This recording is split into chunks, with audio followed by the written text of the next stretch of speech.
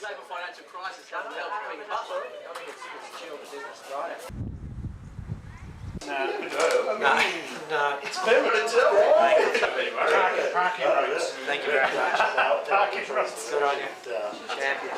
Oh, a speeches is a Spanish tradition, and every year when they open the first barrel in Spain, they get family and friends around and they have a speeches, which is called the first tasting in English, and they traditionally serve with small plates of food like a tapas, so they all get in and enjoy the first barrel. It's kind of waited for every year, it's anticipated, a bit like the coming of Beaujolais or something like that. So we picked up on that idea, and the Spanish actually, when they make their cider, they make it still, and they pour it from the biggest height as they can, so they get the bottle up high and the glass down low and pour it. But I might have a go later, but I think it might be messy. Tell me about the stamp and go. Stamp and go? Oh. Well, it's a Jamaican dish that was taken to the West Indies by the Spanish, and it's salt cod with potato, and it's made into fritters. And in Jamaica and in parts of Britain as well, you go into the shop that's selling the stamp and go, and you stamp. They give you your fritters, and then you go. So it's real takeaway food. It's street hawker food, yeah.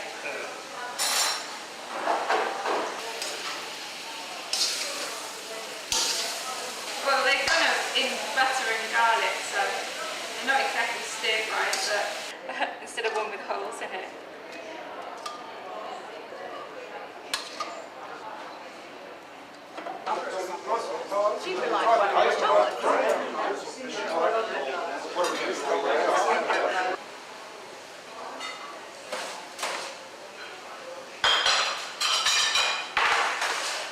Goat's cheese and onion tart.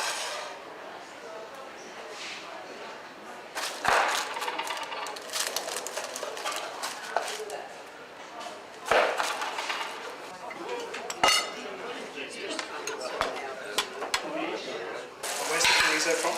It's from the Portuguese butcher in Sydney. Sunshine Meats. Yeah, that's it. So do you buy anything else from them, or you? We used to when we were at the deli, but not now. Yeah. Not so much now. I'll go some garnish as well. Fingers. Beautiful. Fantastic.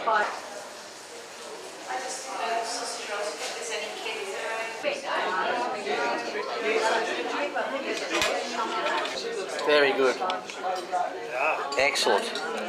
Good sauce. Beautiful, thank you.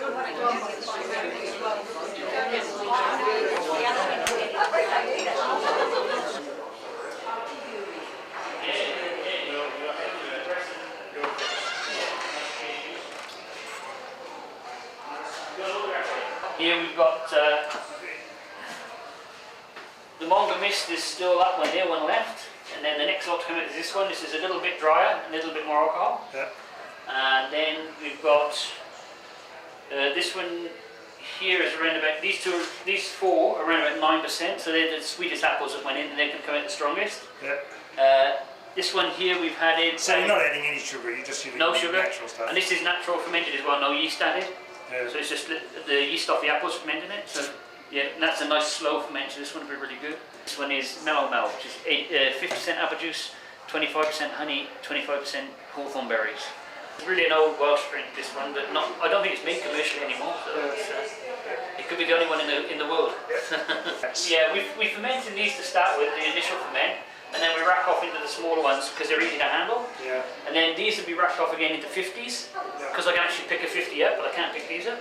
So it just makes it more handled. Yeah. But next year we'll probably get a few more big ones and then just keep racking down. And the ultimate plans to spread it around the district, or? Yeah, well, we seem to be able to get, like, the demand here is pretty good, so I don't think we're going to have to look far. Yeah. But the ultimate plan is to increase production every year. Yeah. We've done about equivalent of about probably 2,000 bottles this year. Maybe next year we'll go to 4,000 and then we wanted to get some storage somewhere. Yeah. This is called Irish Corner where we are, or was called Irish Corner. And the Irish people, when they come here, they all planted perry pear trees for making perry cider.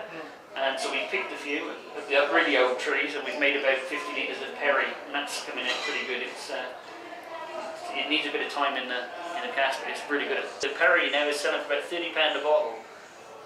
It's very rare, and in the 70s it was actually quite a cheap drink. It was baby sham, perry, but now it's become very in vogue and very in the restaurants. Even perry vinegar is selling for £30 a bottle.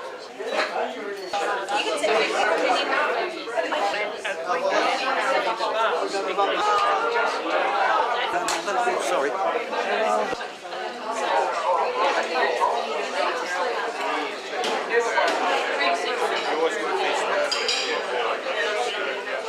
Everybody, thank you for coming today. I hope you enjoyed the cider and the food.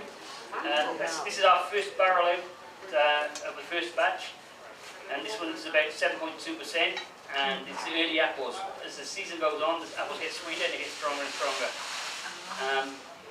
But we've only done small batches this year, so next year we might have a bit more production going on. We've also done a few with honey in, so there's apple and honey coming out later on, which is called cider, and there's another one called mellow mel, which we've done 50% apple, 25% honey, and 25% hawthorn berries. And there's a few other little bits and pieces that we put in there as well. We'll have to keep coming back every couple of months and see what's coming out the barrels. Now, Julie and Tony here have kindly volunteered to do a singing about cider. Yeah. So they're going to entertain you for the next 2 hours. 30 seconds. Yeah. Okay. Fortunately, for Gary, if I may say so, he's got two staunch supporters of the old cheese factory here, and we just happened to come, Gilly and I, from two of the oldest apple and cider producing counties in England. That's us. That's us. Yes. I mean, Gilly has strong associations with Cornwall. My association is with Devon, the county next door to Cornwall, where I've got a lot of cousins who, for many generations, were classic inshore fishermen on the south coast. And Gilly has found for us to perform in today two of the genuine fisherman's smocks from the region. Yeah. Okay, so what are we going to sing about? Well, the first song is a Cornish one, and the title is A Cornish Wassail.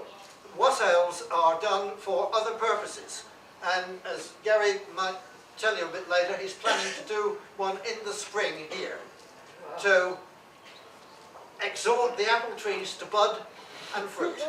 Okay. All right, so verse number 1. Good Maester and Missus are sitting by the fire, while we poor souls be a dabbling in the mire. With our wassail, our jolly wassail, our jolly come to our jolly wassail. Oh, ale is white and beer it is brown, your cider's the best in all of our town. With our wassail, our jolly wassail, our jolly come to our jolly wassail. Okay?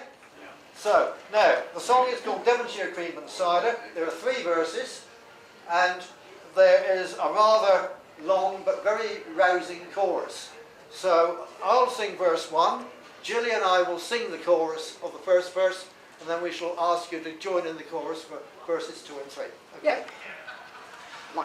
At Brixham, which is Devon way, and nestling to the sea, you'll see a fisherman old and gnarled, who knew Dan Peggotty. Oh, Silas Soak is what he's called, and when the bells are ringing, and the cray boats all draw in their nets, you'll hear old Silas singing. You'll hear old Silas, I can't get down, singing.